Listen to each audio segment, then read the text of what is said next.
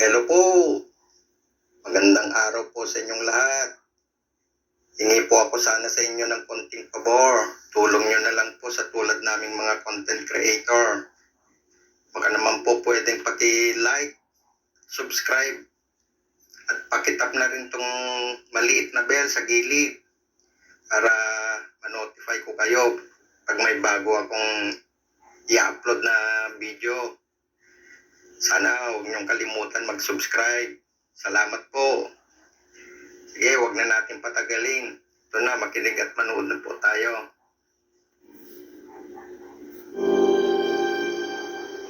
Tanong po, ano ang pipiliin mo?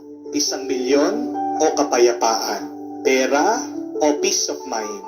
Ano ang pipiliin nyo? Kung ako po tatanungin nyo, siyempre both. Tandaan nyo po yun. Pag pinapapili ka, tanong mo muna, pwede bang dalawa? Baka pwede. Maganda na yung payapa ka, mayaman ka pa. Amen? Pero ito po ang tandaan nyo. Pag payapa ka, mayaman ka na. As long as you are peaceful, you are wealthy. As long as you are peaceful, you are blessed. Peace is not only a prayer, but peace is a blessing. Remember that. Ang ating Panginoon, binabasbasan tayo, binibendisyonan tayo, pinagpapala tayo. Anong pinagkakaloob niya? Kapayapaan. Hindi niya sinabing binibigyan ko kayo ng pera. Hindi niya sinabing binibigyan ko kayo ng magandang kalusugan. Hindi niya sinabing binibigyan ko kayo ng tuwa, saya. Tignan niyo po, sa kanyang pag-alis, sa kanyang pagbalik sa kanyang ama, ano ang iniiwan niya sa atin? What is Jesus' blessing for all of us? It is peace. And not any kind of peace. It is His peace. The peace of God. Dahil ang kapayapaan ng mundong ito, nauubos, nawawala. Pero ang kapayapaan ng Diyos, nananatili hanggang sa katapusan. Amen? Prioritize the peace of God in your life. Always choose that the peace of God will remain in your life. Amen? Dahil aanuhin mo ang malaki at magandang bahay kung walang kapayapaan. Bakit po merong bata ayaw umuwi sa bahay? Kasi nag-aaway yung magulang niya. Amen? Bakit merong mister ayaw uwian yung misis niya? Kasi inaaway siya ng misis niya. Amen? Bakit daw po minsan merong pusa na kahit hindi nyo alaga, palaging nananatili sa mga bahay niyo? Kasi yung mga pusa, alam po nila kung sino yung mga mababait na tao. Tandaan niyo po yan. Kasi yung pusa, pag marahas ka sa kanya, pag masama ka sa kanya, aalis yan, iiwasan ka. Di po ba? Pero pag alam nung pusa, hindi mo siya hahamakin. Alam nung pusa, ligtas siya. Alam nung pusa, payapa siya. Kaya nananatili dun sa bahay, dun sa tahanan. May pusa po ba kayo sa bahay? Kaya dito po sa kumbento, hindi po umaalis yung mga pusa. Alam ko na po, mabait ako. Pero pag may kapayapaan ka sa isip, pag may kapayapaan kayo sa inyong relationship, pag may kapayapaan ka sa iyong pangangatawan, sa inyong tahanan, jackpot kayo. Amen? Kahit na sabihin mo, maliit lang yung bahay nyo. Kahit na sabihin nyo, naghihirap kayo. Basta't payapa lang kayo. At yung kapayapaan na yan, hindi mo mabibili. Yung kapayapaan na yan, hindi mo makukuha. Ang kapayapaan, tinatanggap. Ang kapayapaan, regalo mula sa Diyos. At pag meron kang kapayapaan mula sa Diyos, kumpleto ang buhay mo. That is the meaning of peace in Jesus' term. Shalom in Hebrew. Shalom means complete, ganap, kumpleto. Kaya nga po, mag-ingat tayo. Dahil ang kapayapaan na binigay, madalas nawawala. Yan ay ninanakaw. Do not allow your peace to be stolen or be lost. And what are the reasons sometimes that our peace is stolen or lost? Many times it is our fault. Number one na dyan yung pag-aalala natin. When you worry, when you fear, when you're anxious, you lose your peace. Tandaan niyo po, no amount of worry can give you joy. No amount of worry can fix your problem. Amen? The most useless thing you can do is worry. Pinakawalang kwenta na pwede mong gawin sa buhay na ito, mag-alala.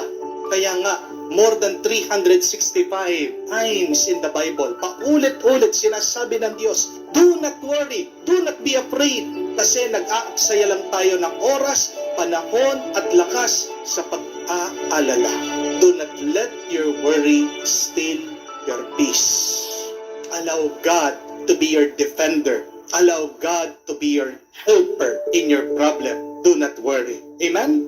But the second reason why our peace is stolen is other people. Minsan meron tayong mga tao na hindi gusto. Hindi natin gusto yung pananalita nila. Hindi natin gusto yung ginawa nila sa atin. Hindi natin gusto yung ginagawa nila.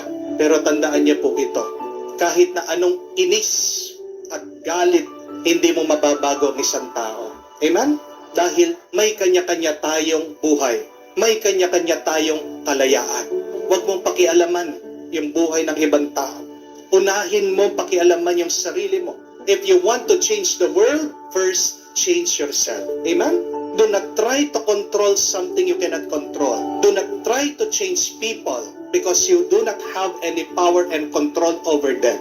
Kaya nga hindi ka palagay, kaya nga wala kang kapayapaan kasi pilit mo na pinakikialaman yung buhay ng iba. Kahit po sa mga anak natin, you can only guide your children. But remember, my dear parents, your children are not robots.